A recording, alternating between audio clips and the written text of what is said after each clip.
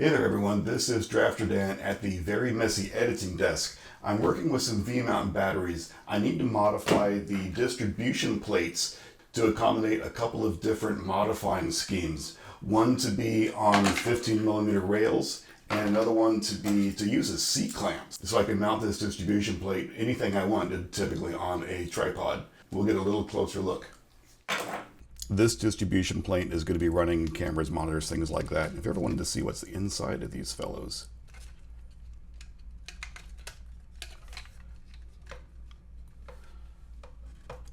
There we go. It's quite simple, actually. So this distribution plate has all the points I need for outputs, but it needs to go on this 15mm rail. The plate that came with it was not. That's a simple one. I got to drill some screws on that one. This one is going to be meant for probably the action camera or maybe a monitor. It has a modifiable output for USB and C, so this is very helpful to keep voltage. So this only has two outputs beyond that. One of them is a charging. We need to drill a hole in here to mount our friend a big super clamp so we can put this on tripods and whatnot. The only thing is, if it only has one point to attach to, it's going to spin. No matter how much you tighten this, it's going to spin. I want to put a pin right in this little T-shape, the bottom of the T-shape, to keep it from rotating. So let's see if we can make that happen. I'll take care of the simple one first, drilling and tapping this base plate for this distribution panel. It's all clamped up. Let's get it drilled and tapped.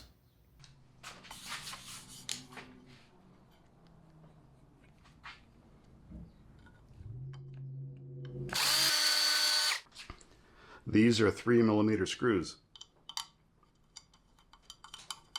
All right, I think we're done.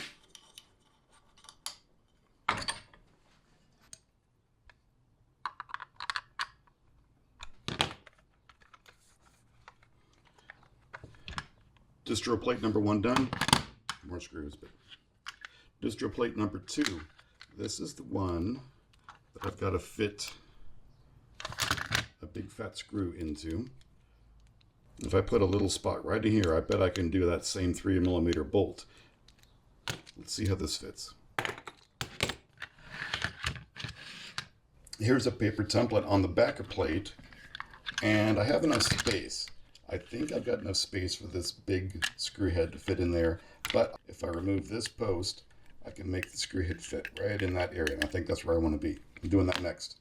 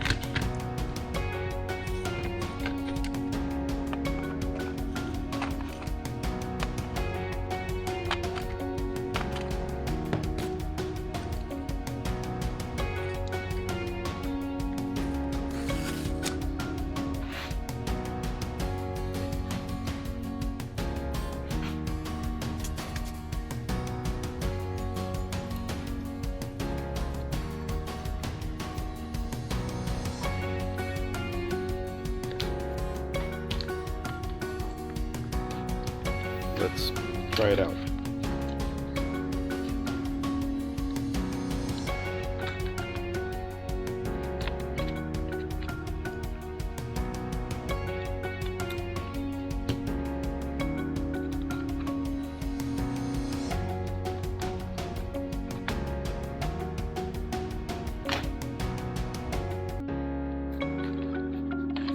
Okay, the clamp is better.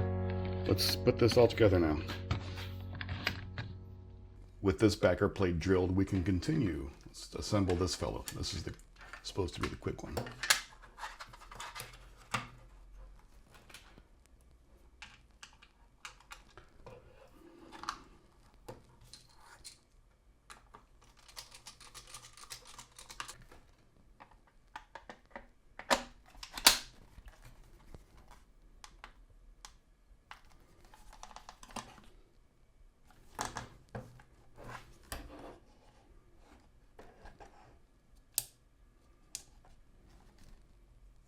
This plate is good to go. This guy's ready to go back together. I did put a few drops of hot glue in there to corral the wiring a bit better, so it should fit nicely.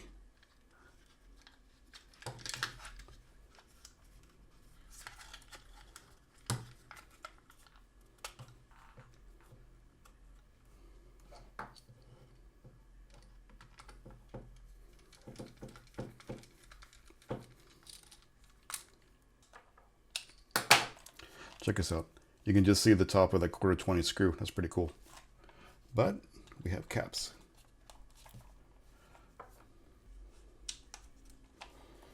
And we're back together with the clamp. So let's see how this looks.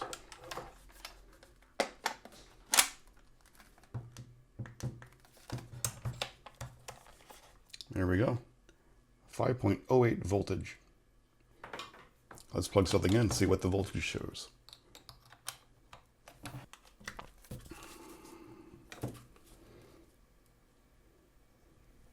Okay, 5 volts in, charging, 1.8 amps.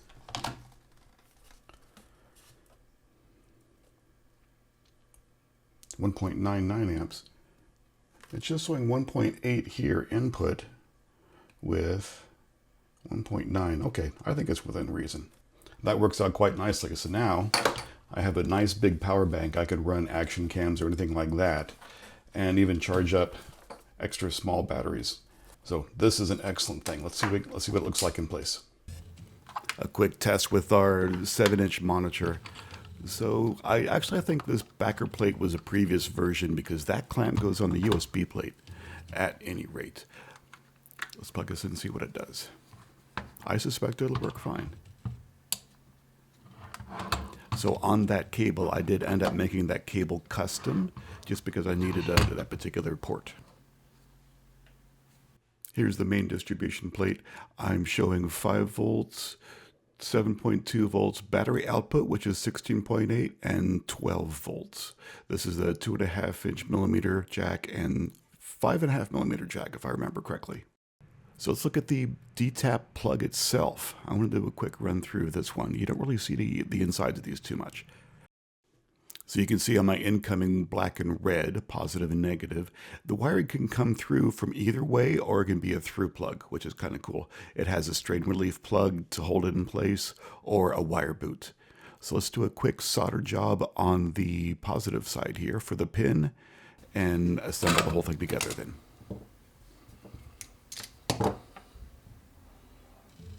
Final assembly here. You can't quite see it, but there's a little blue plug on the left side of that. So if you take that out, that's where it could be a through wire. Otherwise, it is a finial plug. So now we have it correct. I even mark where the positive side, just to be extra sure. I wish I got a better shot of it, but when I created this cable, I put in a little green LED. So when the D-tap is giving it power, the green LED comes on. So as this is feeding the monitor, I'd like to see that as the secondary backup. This is us back in the workshop with the final result on the modifications to the V-mount battery system. So I now have a proper plate for this one, and this is all, the cabling is a mess, but it's in progress. So one battery, this battery is now doing both of the videos and the camera. Could all be shut off with one switch. This is working out quite nicely. I'm really happy about this. So, and the other project was getting the USB backer plate on this V-mount battery setup. The softbox does run on its own batteries. That is separate. But this one now, I could run a secondary action cam, audio recorder, or a small little spotlight like this. So with these two setups, now we can do a lot more easier shooting. The whole concept for me is I don't want to think about the audio stuff. I want to think about the table saws, the hand saws. When I'm working on the lathe, I want to think about those things, not about the equipment. So doing little things like this will help keep me focused on what I'm doing, but provide good content for you guys. So that was it. Audio marker. All right, you want to start there? Already started. You're already starting? Excellent. I feel like it's getting like Vanna White. All right, rolling. How will it be? Mm-hmm. Good. Now I had the shot lined up and you just stepped out of it.